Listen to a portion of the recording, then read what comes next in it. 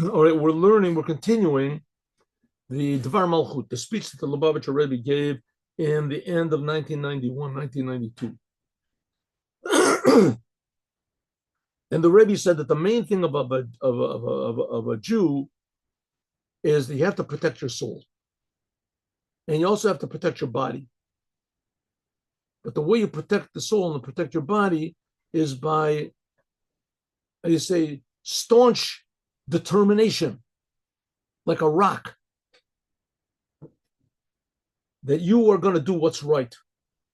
You are going to do what God says, despite whatever results there will be, or whatever you lose, or whatever it's going to be. Don't think about the results. The results are in God's hands. You have to do what's right. Don't care about what people say, what people think. I mean, you have to listen to people. Maybe people are right. But as soon as you hear people say the same thing over and over again, and you've already checked and you see that they're wrong, so therefore you don't pay attention. You don't pay attention. People say there's no such thing as God. I think maybe they're right. You check into it, they're wrong. It's not that. It's not right. It's not right. Right? They say God doesn't care. Could be God doesn't care. You check into it. No. People have asked this question. The Rebbe gave answers. Maybe God doesn't have the power. He cares, but he doesn't have the power. You think until you finally figure maybe the Torah is not true. Maybe the words, maybe it's old-fashioned. Maybe there's all these maybes, all these doubts. So you check it out. Maybe, it could be the guy's right. Then you realize that he's wrong, that these are just coming from personal fears and personal, what do you say, prejudices and personal ignorance and things like that. And then as soon as you realize that you're right, I mean, you don't have to check out everything, every religion in the world you have to check out. As soon as you realize what's the truth, then you are steadfast and staunch, how do you say, staunch and positive and happy. That's like a rock. That's like a rock. And this rock, you have to put around your head. You have to put around your body as well. Your head is your attitude, and your body are your deeds, your thoughts, your actions.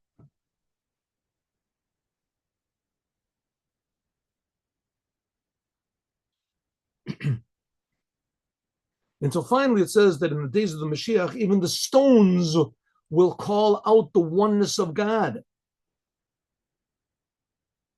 Or as far as we're concerned, our service of God, which we did unquestioningly, will be filled with reason and joy and happiness and how do you say, love.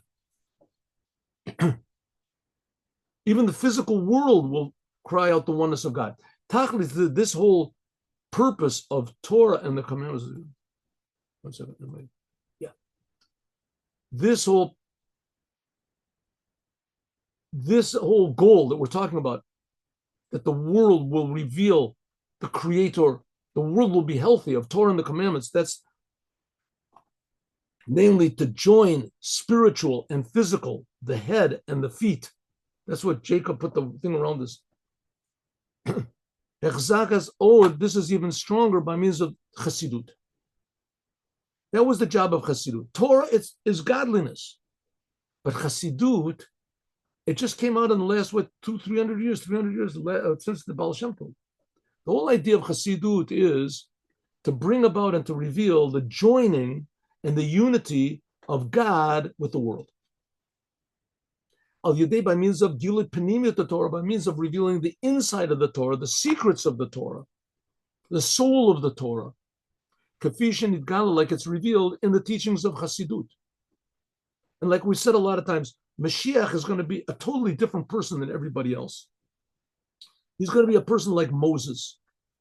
He's going to have different intuitions and different wisdom, different understanding, different powers of leadership, of love. He's going to be a different type of a Jew. And every Rebbe of Chabad was the Moshiach of his generation. Every Rebbe of Chabad is the Moshiach. Different type of people. It's a different type of a human being, a different type of a Jew. Not just a great scholar or a great leader or a holy person or a person with prophecy or intuition or this. It's a whole different level of leadership. That's why the Mashiach is called a king. Melech HaMashiach. He just comes from a different place than everybody else, right? Without Moses, the Jews would have never left Egypt, and the Jews wouldn't even stayed out of Egypt. They wanted to go back all the time. They would have never come into the land of Israel. They wouldn't have gotten the Torah without Moses. Moses just had a different connection to the truth that no one else had. The Rebbes of Chabad are the Moses of their generation. But they, unlike Moshe, as they taught a way that everyone should feel certain. That everyone should, that's the idea of Moshiach. He's going to take all, not just the Jews out of Egypt, he'll take the Egypt out of the Jews. He'll take all these false limitations out of everybody. So the teachings of the Rebbes, that's the teachings of the Moshiach. That's what's called Chassidut. This joined between God with the concealed aspect of God, with the concealed aspect of the Torah, and the concealed aspect of the Jews. And this learning Chassidut gives the power to transform the physical world, the mata, like we said, that he laid down, Jacob, he laid down on a mita, his bed was complete. The word mita also means world, mata, the low world. To make the world, that there should be in the world revealed godliness. That we reveal in this world that the whole reason that God created all these spiritual, Kabbalistic levels with the angels is only for this physical world. That this physical world, that's the name of the game, that's the goal. The Gilya Kodesh Baruch Hu, to reveal godliness here, the revealed aspects of God, and even the hidden aspects of God to be revealed in this world, and especially by means of the revealing of Torah Chassidut Chabad. There's other groups of Chassidim also, that they also have Chassidut. Right? There's the Gerer Rebbe has, and there's some Vizhnitz has very nice, beautiful things. But Chabad is different. Chabad is in great length and great explanation. Shei Megala, this reveals the essence of the inside of the Torah, that this brings godliness in a revealed way and understand. There's Breslev. Breslev has beautiful things. But Chabad brings the understanding of God into a way which is practical understanding in the world. Now, again, when a person learns Chassidut, it automatically fixes you up. 10%.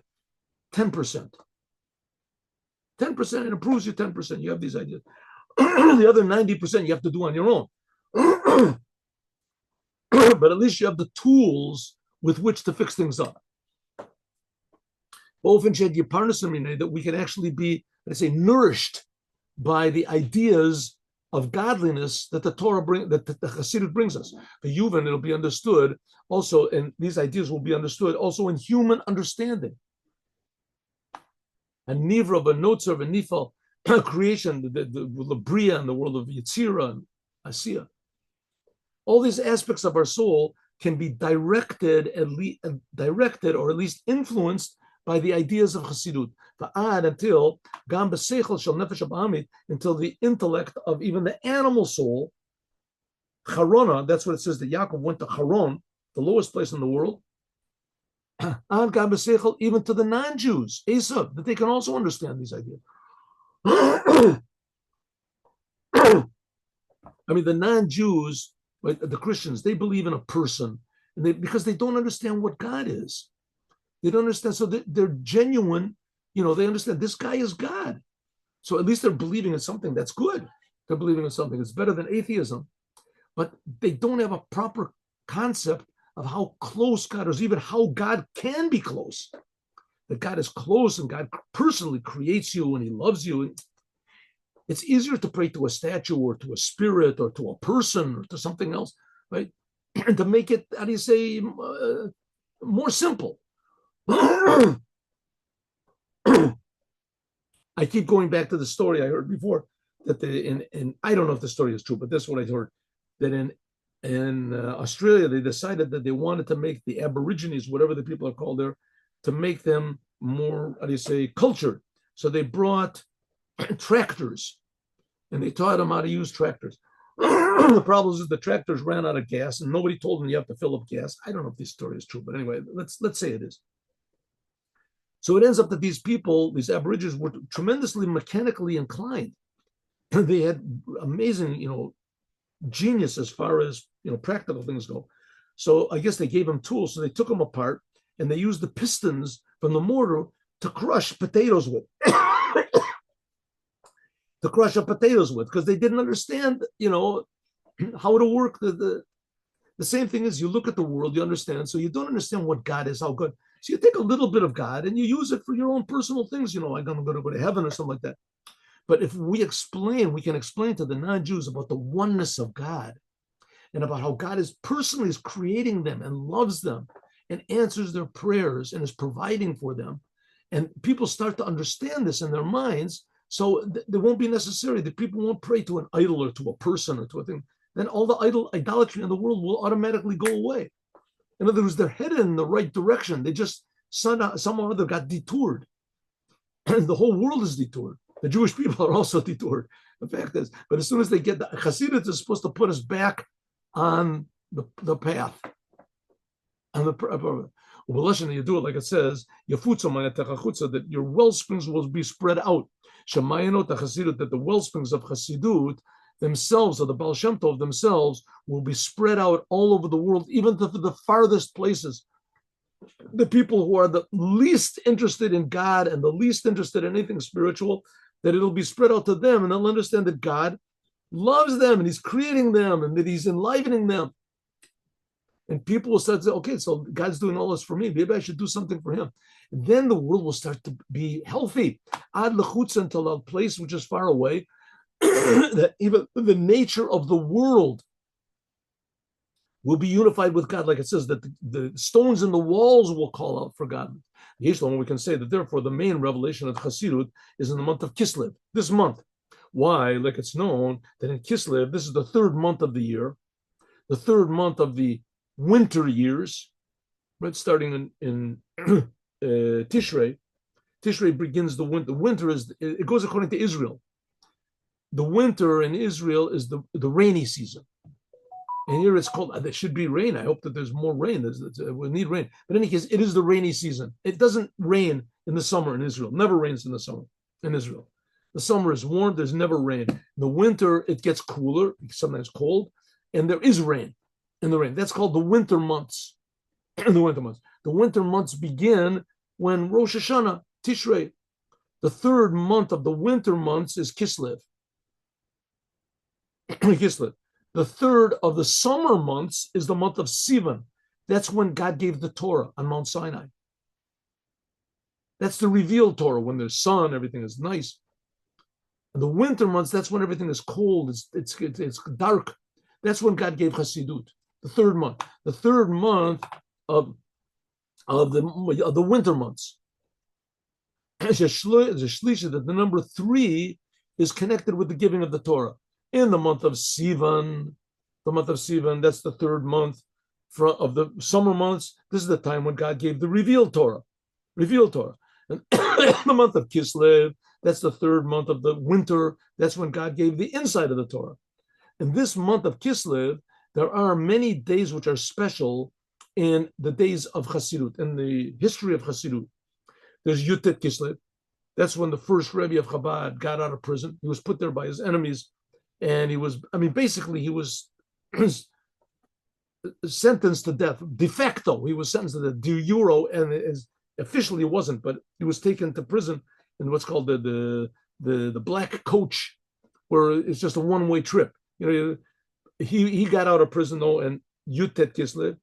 There's also, that's the holiday of the freedom of the first Rebbe of Chabad.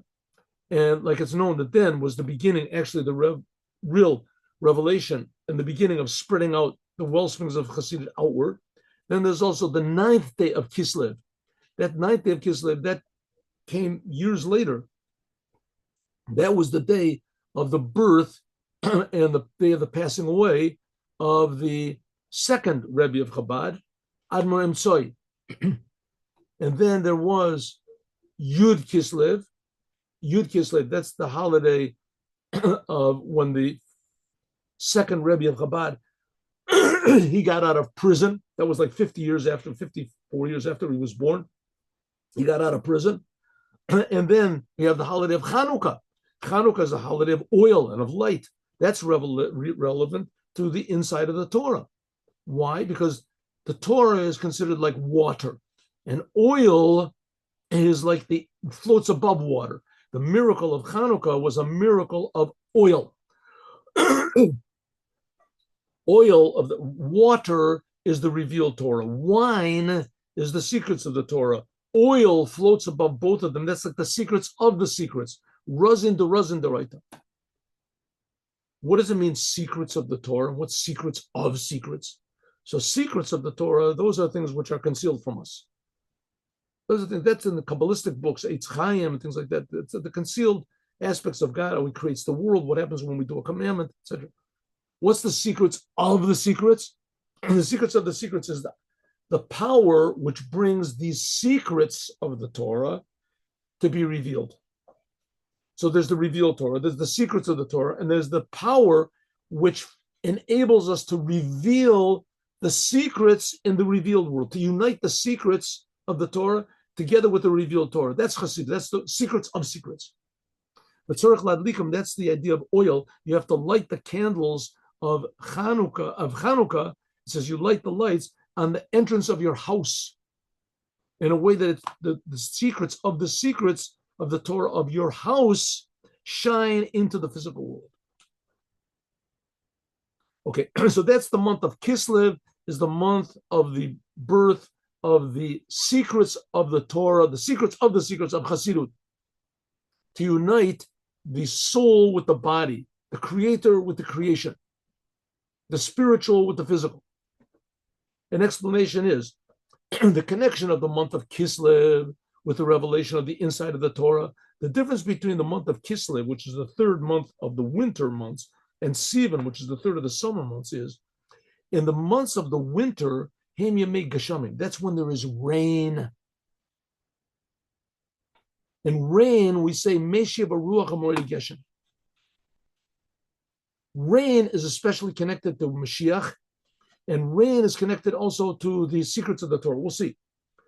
Shegeshamim, that rain is connected to the service of man below. Where does rain come from?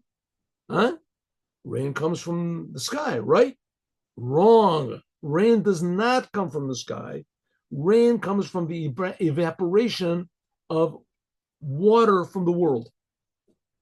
When water evaporates, that causes clouds, and the clouds rain.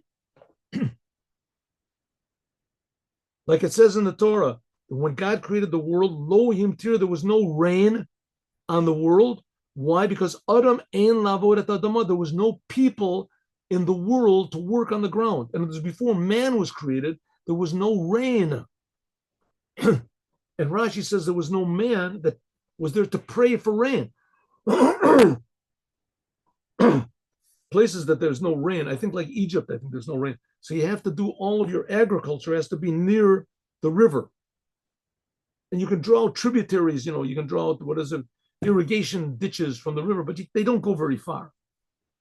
But if there's rain, rain can go very far from the river, right? Rain clouds can go hundreds of miles, right? From where rain. And not only that, even more, when there's rain comes down in a place, so that makes that place wet, and then it becomes self-sustaining. Then the whole cycle can start there. When there's rain in that place, and the rain gathers, it makes, let's say, a lake, then that lake evaporates, and there's more rain.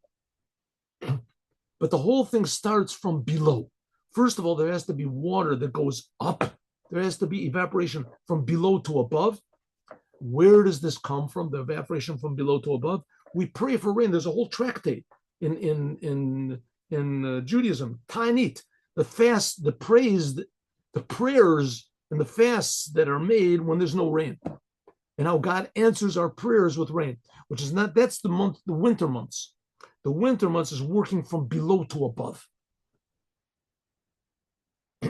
That's the evaporation, which is not the case the months of the summer months. The summer months, they come after the winter months. That's attached to the idea of dew, D-E-W. Asher yored milamai, that comes from above automatically. It doesn't depend on us. Davka be'inyan gashami, but specific. Now we're talking mainly about the month of Kislev, rain. Rain, Shabal Yedei Avodat Mamata, that comes, rain comes from our work from below. That's why it's called geshamim. Rain is called geshamim. Geshamim means geshem, physicality. Gashmiut olam. It comes from the physical world. This is stressed the total connection between the upper and the lower worlds. Like it says, Eid Ya, what's that? Eid Ya'aleh Mina Oretz, a mist came up from the earth. From the earth went from below to above. Evaporation came aid, came a mist. Something very fine. This indicates that this is attached to the physical world.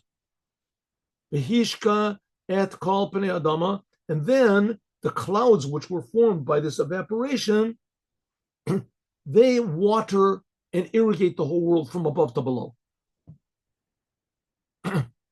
So rains, therefore, they come down from the clouds in heaven, but really rains begin from here. And when they come down from heaven, it's a way of hashka pnei adama. They come down only for the sake of the world. Et kol agashmet, the physical world. V'gam et pnei adama, even the face of the world. It says face means the face, but pnei also means the inside. The inside of the physical world, rain. Ukafisha teva mashke, like rain, like water, that anything that touches it becomes, how do you say, permeated with water. Water soaks into things. That's the whole novelty of Chassidut. Chassidut is in the month of Kislev. That's the month of rain, and rain starts from below to above. It starts from evaporation. That's the idea of the month of Chassidut. Because it says the water, there's no water except for Torah. When it says about water, it means Torah. Water is a metaphor for Torah. So in the months of Kislev, which that was when the Chassidut was revealed, it means that seichel, that the intellect of man, that's like the ground, the physical world, should be permeated with the water of godliness. That's the rain that comes down. Like Maimonides says at the end of the laws of mikvahs, he says, "May data Torah, the pure water of God." Like it says, you should know God, your Father. Da et Elokei avicha. You should know Him. It says in the future, we'll get that in a second, that the knowledge of God, the awareness of God will fill the world like water fills the ocean. Ad la'ofen shekula mashke, that the whole world becomes like one. How do you say the one flowing existence of God. Shekol olam, that the whole entire world will be permeated and filled with godliness. Mole oretz deat Hashem, like water fills the ocean. It's like a person, healthy person, he's filled with health. Person's filled. You say the person is filled with health or such a thing like that, right? Well, if a person is sick, right, his foot doesn't work, his eye doesn't work, this doesn't work, then he wants there to be health. Then he appreciates that, wow, my foot works. I've got health. It's a healthy foot, a healthy eye, a healthy, right? Healthy. The same thing, the world will be filled with a healthy world means it's filled with godliness. That's like healthiness. The world will be filled with godliness because that's reality. Like it will be revealed in the future redemption by means of the Moshiach. But yesh l'osif, we can also add on that this also, in the month of Kislev, it hints at this whole idea of rain that starts from below to above in the dark winter months and ends up coming down and fertilizes the whole entire world. It's hinted at by the word Kislev. Kislev is Kes, covering over, Lamed Vav, which I said before is 36. That the level of godliness, which is covered over, Mechusa, Kes, covered over on its own, because God wants there to be a world, so He concealed over Himself, that this will be revealed below in Lamed Vav. We said Lamed Vav is 36, and that's the numerical value of these, Eile, something that you point to. Total redemption. Right? These are the purple people that we're talking about. Right? These are the houses I want you to. He's pointing something to reveal. The godliness will be revealed in the world. The midat adam and the mechalakat l'sheish pamim sheish. That's like the emotions of man, which are the 6 times 6, complete revelation of God's emotions, love, fear in the world. That's Kislev. Okay, so what did we just finish learning? The month of Kislev is the month of Chassidut, and the purpose of Chassidut is to reveal truth, to reveal reality, to reveal God's love in the world, God's power in the world, God's emotions in the world, like I said. And to reveal that God is really creating us, that really there's nothing other than God. We're totally dependent on God's mercy, and God gives us with a tremendous bounty, and we don't appreciate it. In the future, we will appreciate it. That's the whole idea. That's Kislev. That's the month of Chassidut. That's what Chassidut at least tries to give, begins. Torah to Chassidut. When the Torah was given in Chassidut, this is joining spiritual and physical, especially by means of the second Rebbe of Chabad, Admor Emsoy. The second Rebbe of Chabad, like we said before, he was born and passed away on the same date. It was like 55 years later. He was born on the 9th day of Kislev, and he passed away on the same day. And he also was imprisoned, something like the first Rebbe of Chabad. He was also imprisoned, and he got out on the 10th day of Kislev.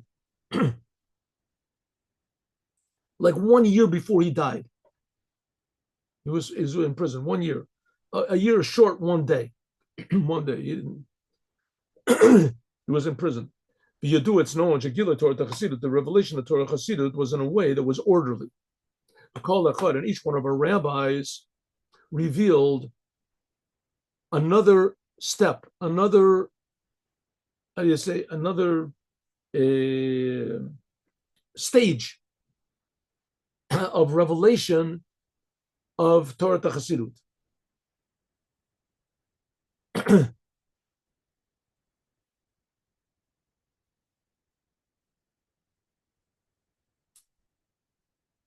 And this comes out in a way which is fitting to the order of revelation of godliness in every month.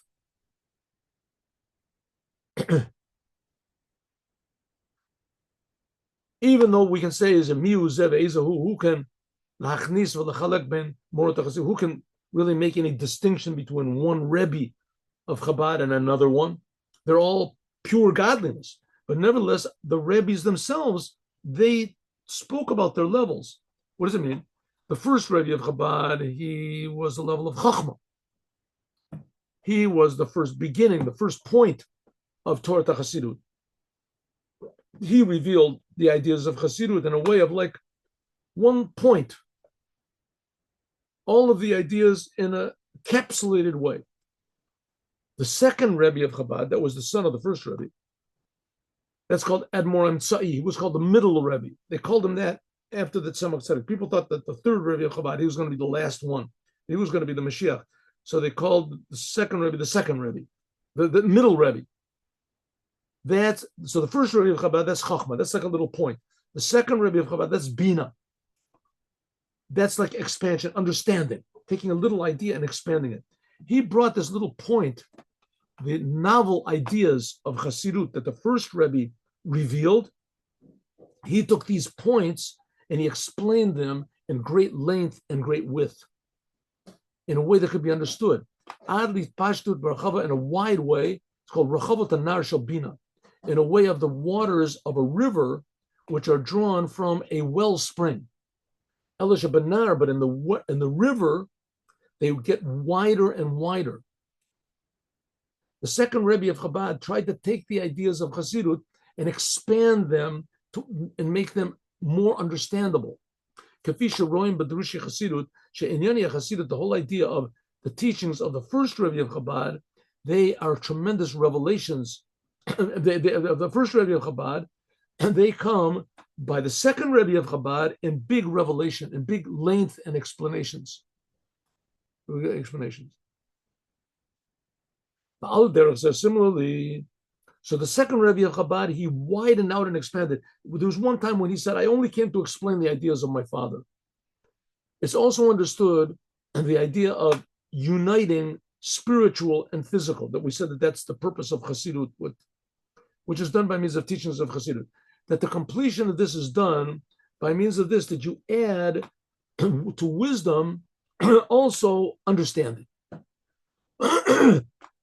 Like we explained in the physical life of the second Rebbe of Chabad, and the word that Tzemach Tzedek, he said, "Ba'im ayu chotchim chotni etzba," it says that if you would cut the finger of the previous Lubavitcher Rebbe, how did it work? The first Rebbe of Chabad, that was the Alter Rebbe. The second Rebbe of Chabad was his son. The third Rebbe of Chabad was not the son of the second Rebbe. The third Rebbe of Chabad was the son of the daughter of the Alter Rebbe, the sister of the second Rebbe. She was the mother of the third Rebbe. So in other words, the second Rebbe of Chabad was the uncle for the third Rebbe of the Tzemach Tzedek. So it says, if you would cut my uncle's finger, then there wouldn't come blood, but there would come Chassidut. Namely, that the physical life of the Tzemach Tzedek, of the physical life of the second Rebbe of Chabad, his blood, that's his soul, would be Chassidut. In other words, Chassidut permeated his physical life, the second Rebbe. That was the job of the second Rebbe of Chabad, to take the ideas of Chassidut so that it would permeate every detail of the physical world. And that's why he said it was metaphorically. Of course, if you cut his finger, there would come out blood. But he said if you cut his finger, his blood was Chassidut. That's what he meant. Yeshlam, we can say that the reason for this was that the expansion, like you said, the wideness. The first Rebbe of Chabad was like the wellspring, and the second Rebbe was like a big river that came out of the wellspring. That's called Chachma and Bina. That this wide river of understanding, it's not just spreading out an extension of wisdom, but it comes from the source of Bina. It adds something totally new that's above Chachma. Umircha va'atzmi lochen yesh b'kocham lechaber ruchniut b'gashmiut. It has the power to join together spiritual and physical. And I'll tell you this in a second. V'yotam l'mayla mishneim, because it's above them. The first Rebbe of Chabad, he was like the well springs of Chassidut. The second Rebbe of Chabad, he took those ideas and widened them out. But in order to take those ideas and widen them out, that has to come from a power which is above both of them. So the ability of the second Rebbe of Chabad to articulate and to explain and to make practical the ideas of the first Rebbe, this comes from a higher source than both of them. This is a revelation of the essential wideness of God, comes by means of our service, like it says, Mina Meitzer. This is a special talent that he had in order to take the ideas and widen them out and bring them out. This is a new thing. Yesh Lomar can say that this is also the hint that he's called Admor HaEmtza'i. He was called the middle Rebbe. But in Hebrew and also in Yiddish, the word for a middle, I guess like also in English, there's also a middleman. A middleman, what's a middle? That he's just a means for something else. He's nothing in himself. He's just a middleman. He's not this side, he's not that side. He just connects both of them together. Emtsa'i, this mittel, like a means, means, I guess the word mean is also the golden mean, they said. The word mean itself means the middle. What is it? I have to think about it. Anyway, the middle Rebbe, that was called the middle Rebbe, means he was the means for something else. Emtsa'i, mitzayin, means that he, mean a rishon, that he connects between the first and the third. He's in the middle. He joins them. Admor Emtsa'i means the second Rebbe of Chabad, and because he was the level of Bina, he joined together the first Rebbe of Chabad with all of the Rebbes that came after. Admor Zakin was Chachma, and the Tzedek, which is the third Rebbe, that's Dat. In a way, Shabo Kalulim Gimel Roshe Ba'avot Achassidut, that he contained inside of himself all of the beginnings, Chachma Bin and Dat, of Chassidut. and something that's even higher than all of them. That's the second Rebbe of Chabad, that he was able to join them together. In the world, it's a big talent to be a mediator. To be a mediator, that's a whole new talent that there is, right? Talent. That now we have Trump is trying to do this in America. Whether he's doing it or not is a different thing. But just the idea of being a mediator, that's sort of a big novelty. Ideally, that was supposed to be what the United Nations was. It was supposed to be that they come from this higher power, that they're going to bring peace into the world. They are totally, how do you say, they are unaffiliated with anything. Unaffiliated means that they're totally above any sort of egotism, any sort of connection. They're like God's representative to the world. They're going to make peace between all of the different sides. Okay, whether they did it or not, of course they did not do it, but the idea of a third thing coming in order to make peace between two, that third thing has to be higher than both of them. So to speak, he's not involved personally in the whole business. He's not a side. It's a whole new thing. And that's the idea of the second Rebbe of Chabad. The second Rebbe of Chabad was called the middle Rebbe. He was a middleman. He was a connector between all of them. So he came from a higher place. Therefore, he gave him the ability to connect the spiritual with the physical, God with the world, etc. As we'll talk about more, God willing, tomorrow. Tomorrow, I think we can finish this tomorrow. Can we do it? Yeah, we can do it. We'll do it tomorrow, God willing, Friday. Okay, my friends, let us, a second.